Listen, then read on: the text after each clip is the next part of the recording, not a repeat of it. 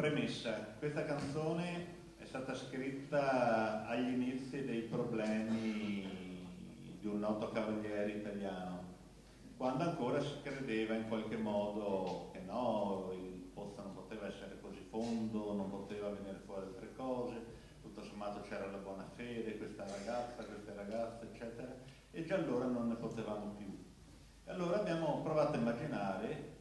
di un mondo dove delle varie ragazze dell'Olgettina, delle varie fanciulle che frequentavano certi posti, ai giornali, a noi, alla gente comune, non gliene fregasse più niente, il mondo abbiamo pensato poteva essere un po' migliore. E però abbiamo voluto dedicare questa canzone anche con un augurio. Dopo le cose sono andate in modo un po' diverso, ma credo che il messaggio resti. E il titolo va un po' decifrato, ma non ci vuole molto: Canzone senza